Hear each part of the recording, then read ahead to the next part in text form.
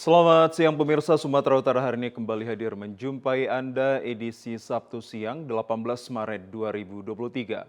Sejumlah informasi menarik telah berhasil dirangkum oleh tim redaksi kami untuk Anda. Bergabunglah bersama saya Muhammad Azlan, inilah Sumatera Utara hari ini selengkapnya.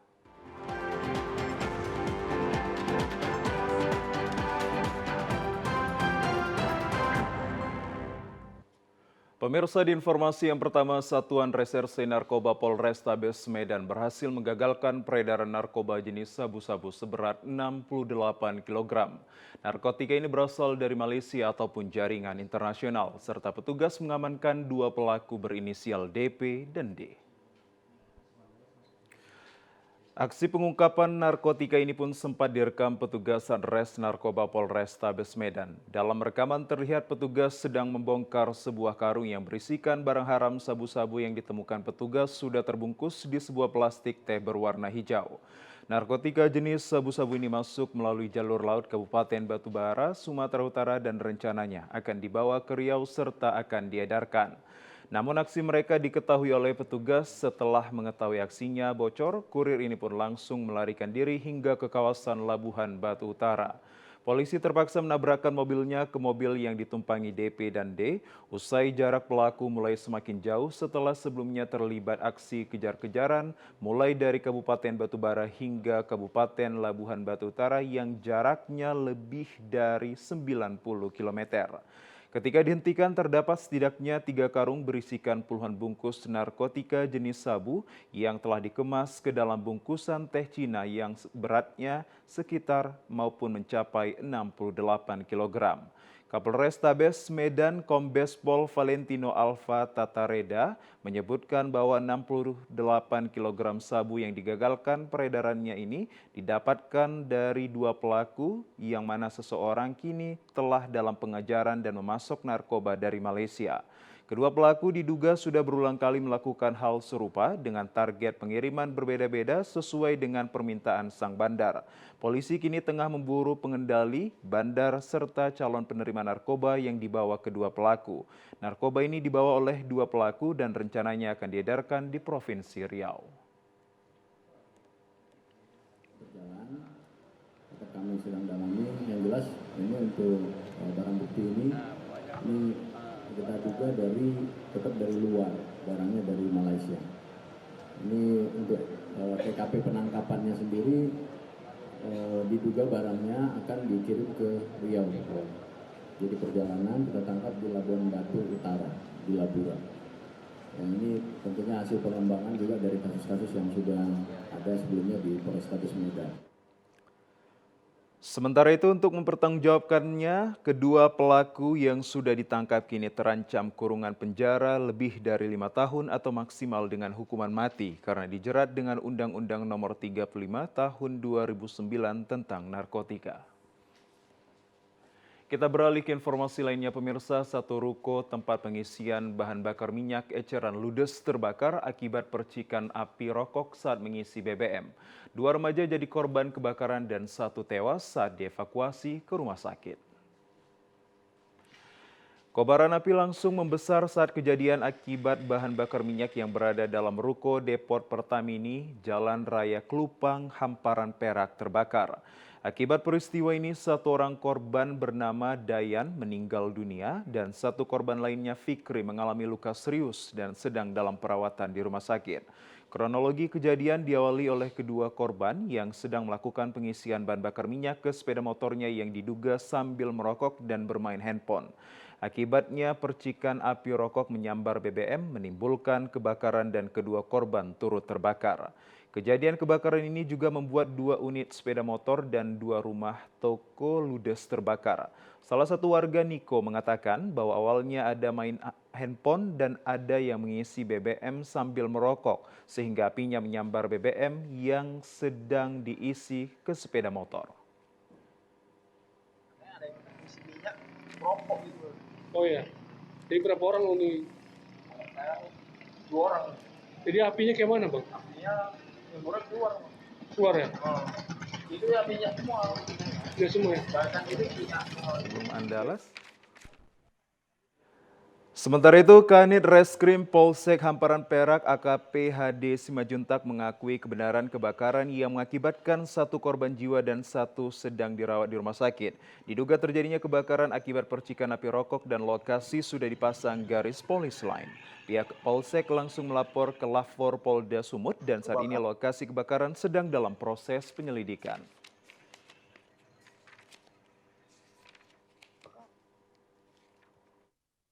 Yang diduga di dalamnya ada korban jiwa 1 orang meninggal dunia dan 1 lagi di ICU di rumah sakit Bina Kasih. Dan dapat kami jelaskan bahwa kejadian ini kita duga adanya menjual minyak eceran. Mungkin terjadi kebakaran akibat dari puntung rokok. Akibat peristiwa ini kerugian ditaksir mencapai ratusan juta rupiah. Sementara itu pemirsa, di informasi lainnya kedua kelompok pemuda antar kampung terlibat tawuran di Mandailing Natal dan dalam tawuran tersebut sejumlah orang terluka dan 1 sepeda motor dimasukkan ke dalam sungai.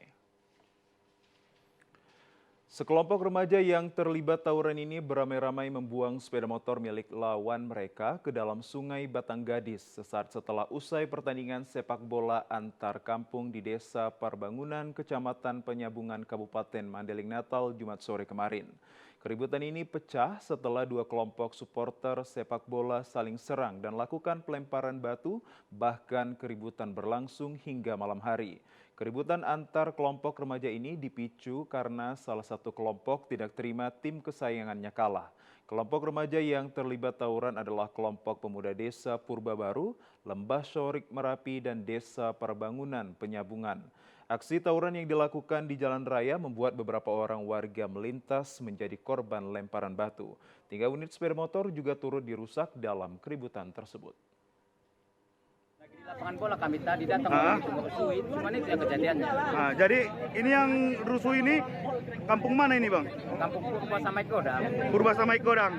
Jadi berapa orang korban dari Ekodang ini, Bang? Sekitar 20-an lah ada. 20 orang dari Purba? Itu belum tahu Bang ya. Jadi korban sendiri udah di mana sekarang? Ini pada menghilang, ada yang di Puskesmas ada. Oh, udah ada yang di Puskesmas, Bang ya. Itu penyebab kerusuhan karena apa itu, Bang? Semalam itu Bang nonton bola. Oh, karena nonton bola, Bang ya. Keributan antara 2 kelompok remaja tersebut terhenti setelah petugas dari TNI dan Polri membubarkan massa. Untuk mencegah tawuran berulang, petugas terus berjaga di lokasi.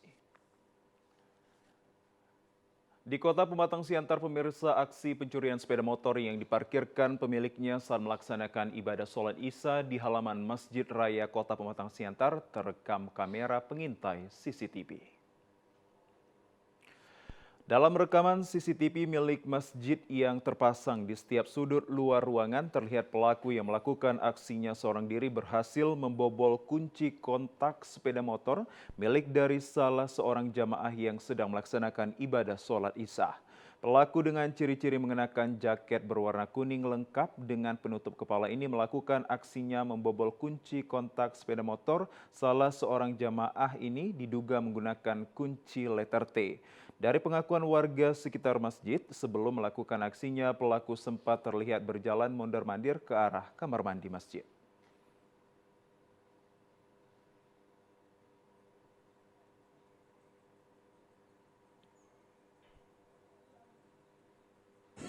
Ada juga gelang subuh kita itu. Tadi sekalian dari luar tuh langsung dia, nggak ada masuk sholat.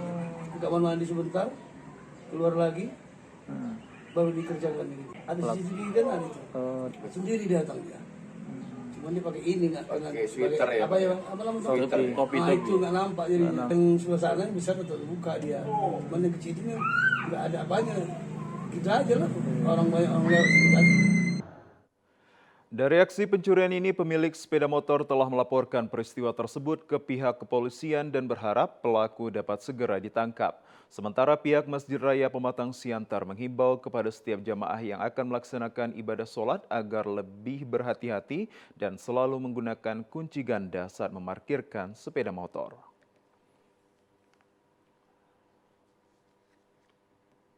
Pemirsa, beragam informasi menarik dan aktual lainnya akan kami hadirkan usai jeda pariwara berikut ini. Tetaplah bersama kami.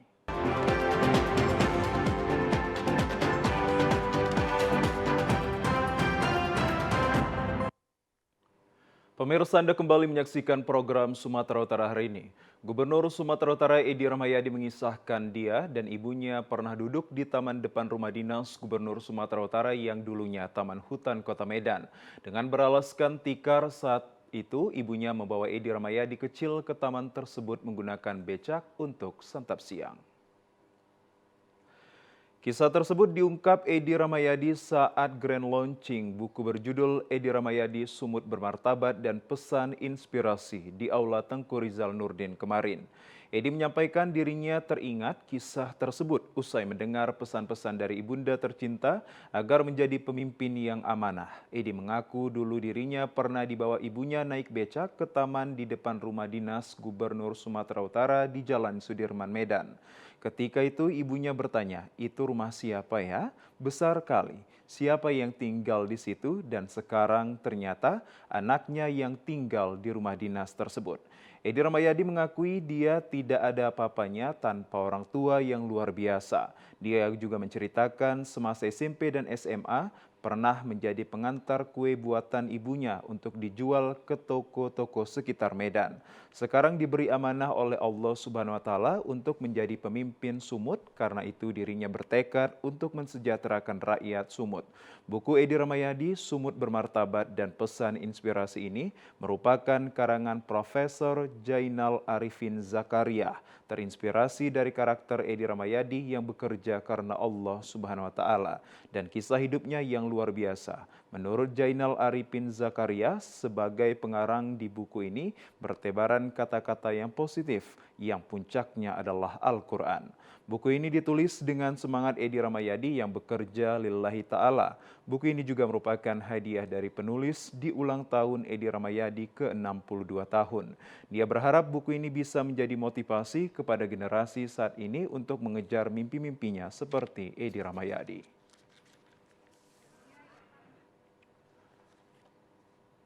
Pemirsa, kami ajak Anda ke informasi lainnya. Kantor Wilayah Ditjen Perbendaharaan Provinsi Sumatera Utara menggelar rapat koordinasi semester 1 tahun 2023. Rapat koordinasi yang diikuti para Kepala Kantor Pelayanan Perbendaharaan Negara KPPN dan pengawas Sumatera Utara ini dalam rangka penguatan dalam mencapai tujuan organisasi. Rapat koordinasi dengan tema peningkatan kapasitas SDM melalui implementasi SEDO organisasi dalam mendukung transformasi ekonomi. Rapat ini digelar di kantor Gedung Keuangan di Medan kemarin. Diawali dengan mendengarkan sambutan Sekretaris Jenderal Dirjen Perbendaharaan Didik Khoirul secara daring. Dalam arahannya, Didik Khoirul menekankan peningkatan sumber daya manusia SDM serta ruang lingkup kerja dan sinergitas seluruh aparat di lingkungan Kanwil Ditjen Perbendaharaan Provinsi Sumut. Sementara itu, pimpinan Rakor Kanwil DJP Sumatera Utara Saiful memaparkan dalam rakor kali ini ada 3 hal yang ingin diperkuat. Pertama adalah kapasitas SDM yang harus mampu mempertajam dan memperkuat analisa terhadap kondisi dan keadaan dan memberikan data-data dalam memberikan rekomendasi kepada pemerintah daerah dalam rangka menjaga pertumbuhan ekonomi. Sebagai shadow organisasi yang melakukan pengawasan dan pelaksanaan anggaran, melihat perkembangan seluruh indikator ekonomi baik inflasi maupun tingkat kemiskinan. Selanjutnya dijelaskan Saiful bahwa DJP juga harus memberikan penguatan dalam rangka transformasi ekonomi di mana saat ini Indonesia telah memasuki era ekonomi digital.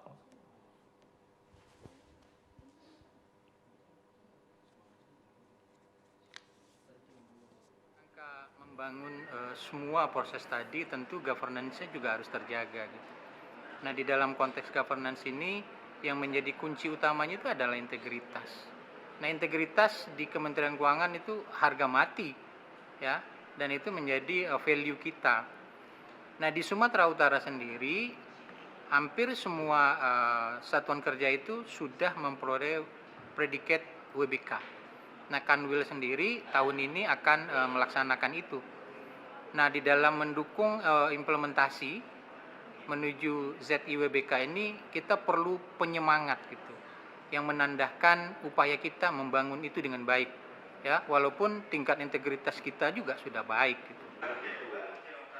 Dalam rangka mewujudkan zona integritas menuju wilayah bebas korupsi, Kanwil DJB Sumatera Utara dalam memberikan pelayanan meluncurkan tagline Horas yang bermakna harmonis, objektif, responsif, amanah, dan solutif.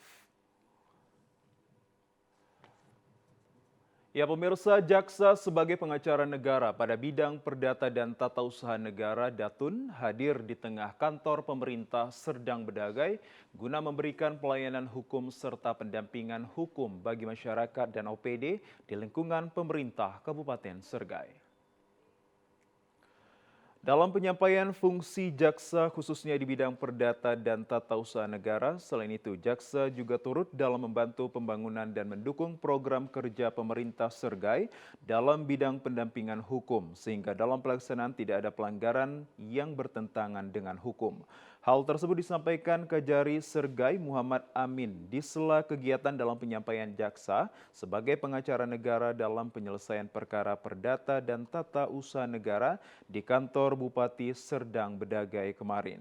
Di samping itu, JPN juga dapat memberikan masukan dan jalan keluar di setiap problem yang timbul dalam proses pembangunan melalui kegiatan penegakan hukum, bantuan hukum, pertimbangan hukum, serta pelayanan hukum bagi masyarakat, instansi maupun lembaga, dan lain sebagainya. Pada kesempatan tersebut, JPN buka untuk umum di hari kerja Senin sampai Jumat yang dibuka dari pukul 10 pagi hingga 12 siang. Dengan 2 personil jaksa yang kompeten serta 2 tenaga administrasi yang siap melayani masyarakat secara langsung.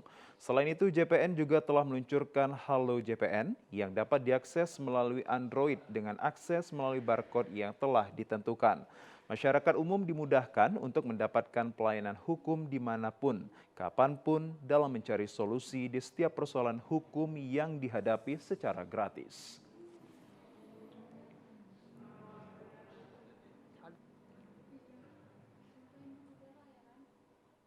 Kita kembali ke Kota Medan, pemirsa. Wakapolda Brigjen Pol Jawari melaksanakan safari sholat subuh dan curhat di Masjid Al-Sa'dah, Jalan Gulama, Kelurahan Belawan Bahagia, Kecamatan Medan Belawan, Kota Medan kemarin.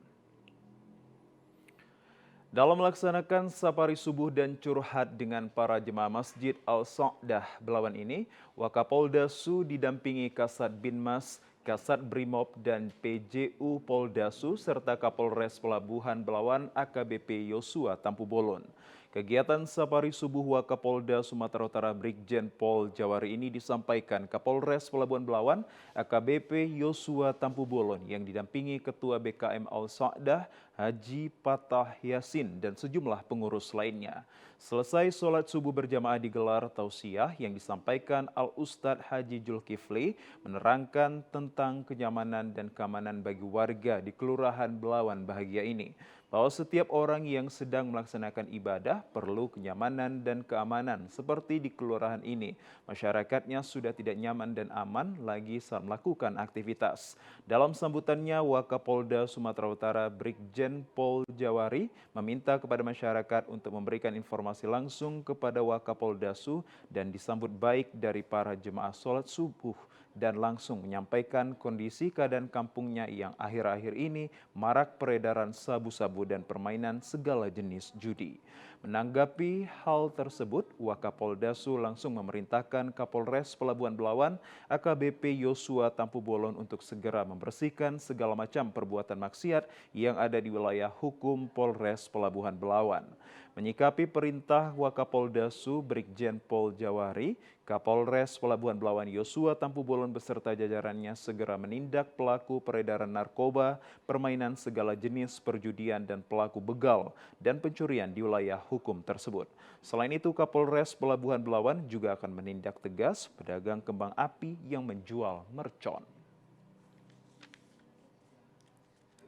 Masyarakat merasa puas dan senang, terutama dengan Bapak Wakapolda yang baru pertama sekali datang ke masjid di daerah wilayah Belawan.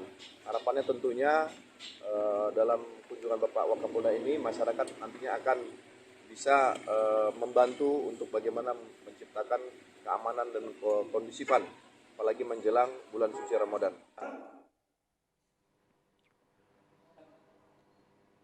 Masih dari Kota Medan, pemirsa, menyambut bulan suci Ramadan 1444 Hijriah, jamaah Masjid Al-Ikhwan Medan Sunggal menyantuni anak yatim dan kaum du'afa. Sejumlah anak yatim dan kaum du'afa menerima santunan Masjid Al-Ikhwan, Jalan Sunggal, Medan, Sumatera Utara kemarin. Santunan berupa uang tunai, sembako, dan baju bekas layak pakai diberikan kepada anak yatim dan kaum du'afa dari berbagai donatur dan jamaah Masjid Al-Ikhwan, yang menjadi momen bahagia dalam menyambut bulan suci Ramadan 1444 Hijriah. Usai melakukan doa bersama, jamaah Masjid Al-Ikhwan menggelar tradisi berupa acara punggahan. Punggahan ini berlangsung dengan tradisi makan bersama dalam menyambut bulan suci Ramadan, dilakukan pada akhir bulan Sya'ban. Penasehat Masjid Al-Ikhwan Medan Sunggal mengajak kepada masyarakat lingkungan 7 dan 8 untuk meramaikan masjid dan bersedekah berbagai bersama untuk umat.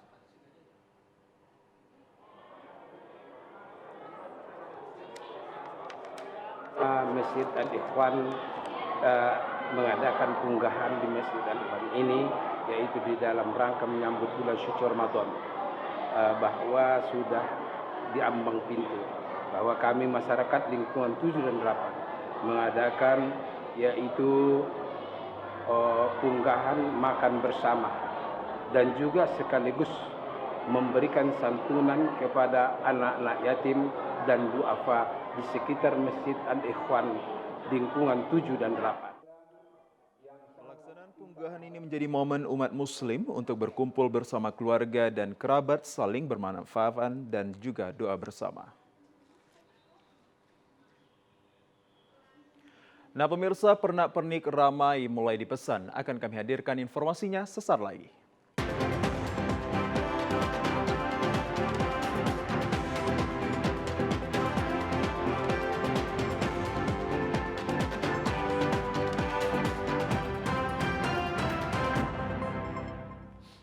Pemirsa, jelang memasuki bulan suci Ramadan, para perajin pernak-pernik mulai ramai pemesan. Hal ini terlihat sudah terpajangnya hasil karya pengrajin yang sudah terjual.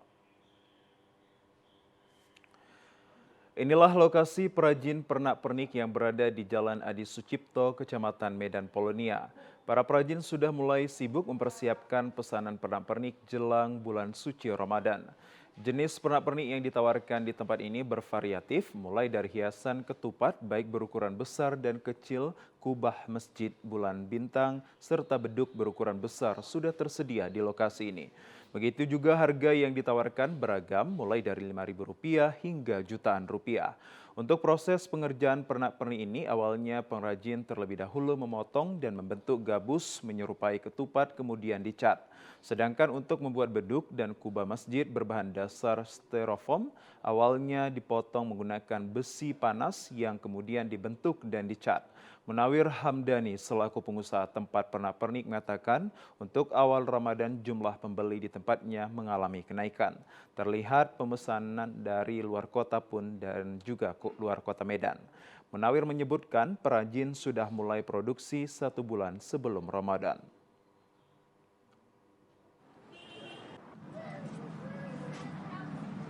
Biasanya kalau dia 5 hari mau puasa itu baru dia datang pengunjung dari restoran, hotel itu baru dia datang untuk membeli pernak-pernik. Kalau 5.000 sampai ke 80.000, kalau beduknya dari 250 sampai 500.000, kalau lampion itu hanya 50.000. Alah saat ini kami dapat pesanan dari Aceh Malabu. Itu dekorasi kebuka.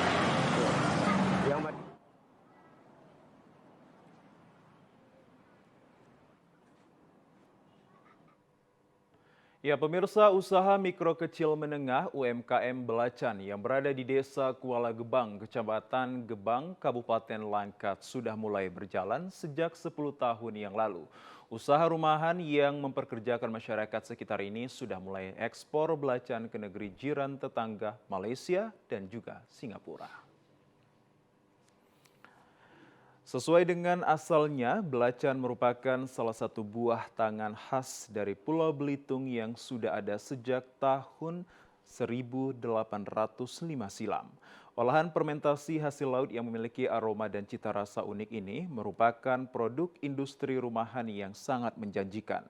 Bahan baku belacan ini dibuat dari udang, geragau atau udang laut yang berukuran kecil. Sebelum dilumatkan atau digiling, bahan baku udang tersebut dijemur di bawah terik matahari agar udang kecil tersebut gurih dan renyah. Setelah proses penggilingan selesai, bahan baku belacan tersebut dicetak dengan sesuai dengan keinginan para peminat dan pembeli. Setelah proses pencetakan selesai, belacan yang sudah jadi kemudian dijemur kembali di bawah terik matahari. Proses ini biasanya membutuhkan waktu selama 4-5 hari sehingga belacan bisa dijajakan ke pasaran. Belacan yang sudah siap dipasarkan ini dibanderol dengan harga Rp20.000 yang berukuran besar dan Rp10.000 yang berukuran kecil. Usaha belacan rumahan yang berada di Desa Kuala Gebang, Kabupaten Langkat ini dikelola oleh warga Tionghoa yang merupakan warisan dari orang tua yang telah lama tinggal dan menetap di Desa Kuala Gebang. Pekerja pembuat belacan Ngatimen mengatakan sudah bekerja di usaha rumahan belacan ini selama puluhan tahun dan hasil belacan dari Desa Kuala Gebang ini sudah bisa diekspor ke negeri jiran tetangga seperti Malaysia dan juga Singapura.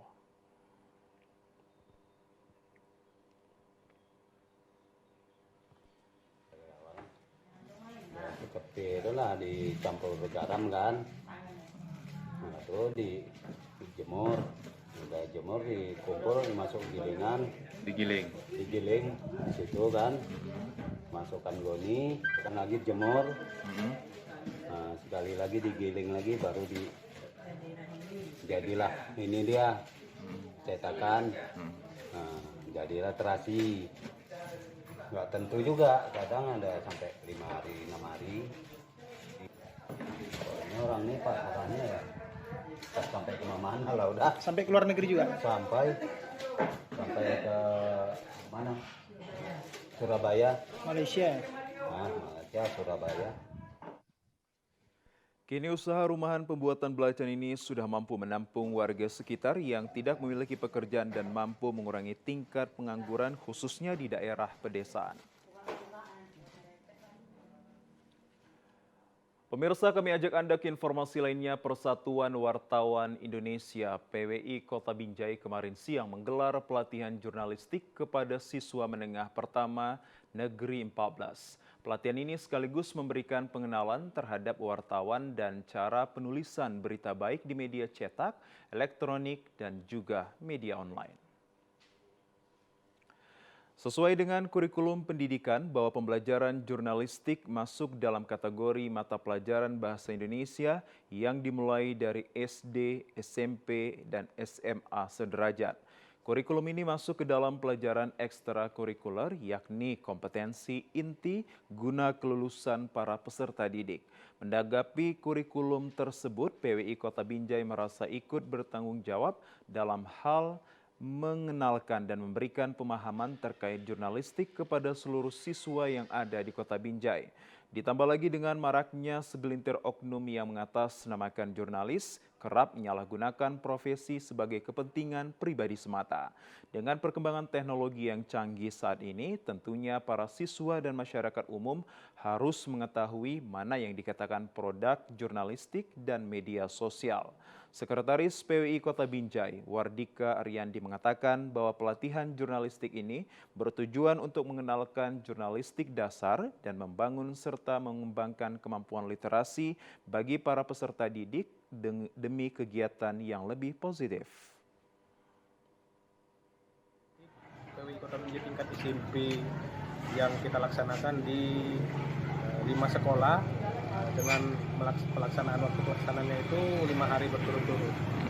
Kebetulan hari ini di hari ketiga di SMP Negeri 14 Binjai. Pertama, anak-anak peserta didik ini bisa memahami apa itu jurnalistik dasar dan cara kerja seorang wartawan, jurnalis tentunya. Nah, yang kedua ini membangun atau mengembangkan kemampuan literasi pelajar itu sendiri agar anak-anak kita ini bisa lebih positif lagi kegiatan. Sementara itu, pelatihan jurnalistik yang dilakukan PWI Kota Binjai ini rencananya akan dilaksanakan roadshow ke masing-masing sekolah yang ada di Kota Binjai. Pemirsa, informasi lainnya akan kami hadirkan usai jeda pariwara berikut ini. Tetaplah bersama kami di Sumatera Utara hari ini.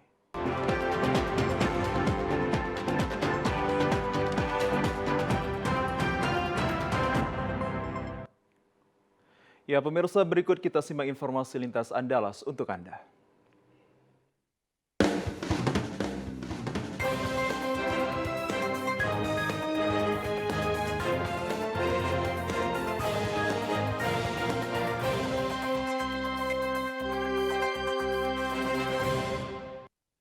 Pemirsa, dari Provinsi Bengkulu, usai kemunculan harimau Sumatera di area perkebunan sawit Kabupaten Mukomuko, BKSDA Bengkulu telah memasang perangkap untuk menangkap hewan yang dilindungi tersebut.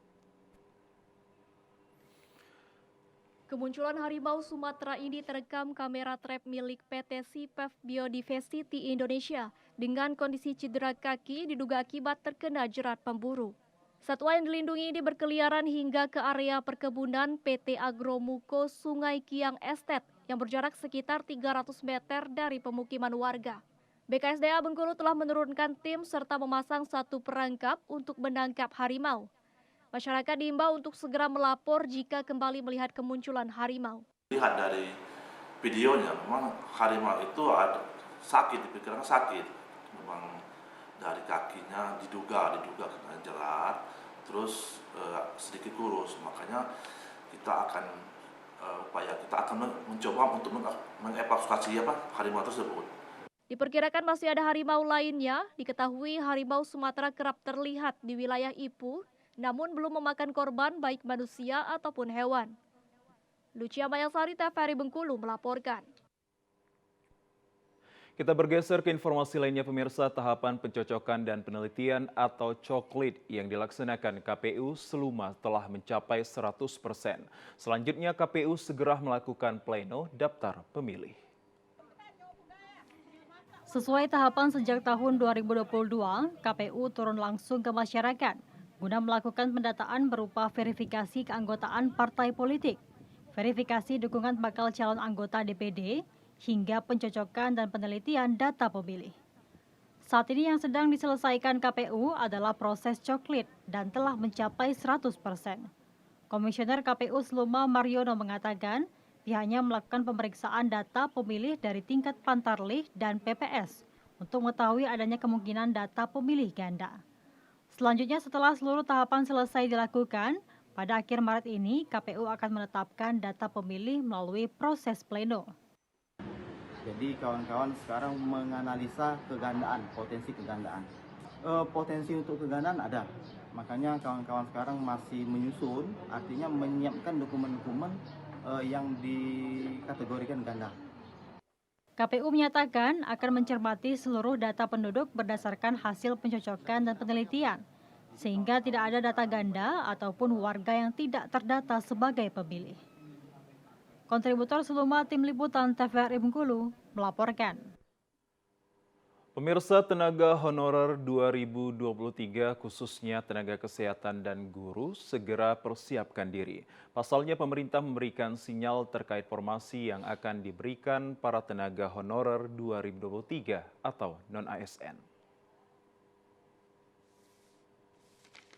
Menteri Pendayagunaan Aparatur Negara dan Reformasi Birokrasi, Menpan RB, Abdullah Azhar Anas dalam kunjungan kerjanya ke Kota Bengkulu kemarin, menyampaikan pada tahun 2022 pihaknya sudah menyiapkan formasi CPNS untuk guru dan tenaga kesehatan dengan kuota maksimal. Hanya saja dari kuota yang ditawarkan justru banyak tak terserap di daerah. Menpan RB sudah menerapkan sebelumnya. Tenaga honorer 2023 yang menjadi prioritas adalah tenaga kesehatan dan pendidikan. Dari kedua bidang tenaga honorer atau non-ASN tersebut menjadi penanganan pemerintah di tahun 2022 hingga 2023. Pada saat itu, terdapat sejumlah formasi sekitar 700.000 yang sudah disediakan pemerintah untuk tenaga honorer 2023. Namun, sayangnya yang terisi oleh honorer hanyalah sekitar 400.000 formasi yang terserap berdasarkan dari usulan pemerintah daerah. Kita sudah siapkan untuk guru dan kesehatan di 2022. Ya, arahan Bapak Presiden, pendidikan kesehatan menjadi prioritas yang harus diberesin oleh Kementerian. Dan di 2022 kami sudah siapkan formasi, ada 700.000 formasi, tetapi baru diserap oleh daerah memang baru 400.000. Nah, ini akan kita buka lagi di 2023. Mudah-mudahan nanti formasi untuk penyelesaian guru ini bisa diselesaikan bersama-sama antara pusat dan daerah. Ditegaskan Menpan, formasi yang sudah disiapkan tahun ini dapat diselesaikan oleh pemerintah pusat bersama-sama dengan pemerintah daerah. Hasan Basri, TVRI Bengkulu melaporkan. Pemirsa, masih dari Provinsi Bengkulu, pemeriksaan kesehatan bagi jemaah calon haji atau JCH asal Bengkulu dimulai usai Idul Fitri mendatang. JCH akan melewati 3 tahapan pemeriksaan kesehatan sebelum berangkat menunaikan ibadah haji. Sebelum berangkat ke Tanah Suci, seluruh jemaah calon haji atau JCH akan melakukan rangkaian pemeriksaan kesehatan di fasilitas pelayanan kesehatan wilayah masing-masing. Hal ini dilakukan untuk memastikan kondisi kesehatan JCH dalam keadaan baik dan siap menjalani ibadah, terutama bagi JCH lanjut usia. Pemeriksaan kesehatan dijadwalkan mulai setelah Idul Fitri mendatang. Dipastikan JCH akan melewati 3 tahap pemeriksaan kesehatan. Tahap pertama akan dilakukan setelah JCH melunasi biaya perjalanan ibadah haji. Ya, nanti kita kan ada jadwalnya itu. Ya, nanti setelah proses pelunasan biasanya itu jamaah haji ini ya akan ada jadwal pemeriksaan kesehatannya. Nah, nanti kita akan sampaikan dengan seluruh kabupaten kota ya untuk pelaksanaan cek kesehatan itu. Ya, cek kesehatan itu nanti ada 3 kali bertahap ya, ada yang cek kesehatan tahap 1, tahap 2 ya, kalau dia layak nanti tahap ketiganya terakhir sebelum berangkat. Keberangkatan haji tahun ini tanpa batasan usia. Setidaknya ada 82 JCH lansia dengan usia tertua 93 tahun. Di tahun ini kuota haji Bengkulu kembali normal, yakni sebanyak 1.636 jemaah. Lucia Mayangsari, TVRI Bengkulu melaporkan. Ya, pemirsa, informasi dari Provinsi Bengkulu tadi sekaligus menutup perjumpaan kita dalam program Sumatera Utara hari ini. Kami ucapkan terima kasih atas kebersamaan dan juga perhatian Anda. Saya Muhammad Azril Nasution, mewakili seluruh kerabat kerja yang bertugas, pamit undur diri dari hadapan Anda. Selamat siang dan sampai jumpa.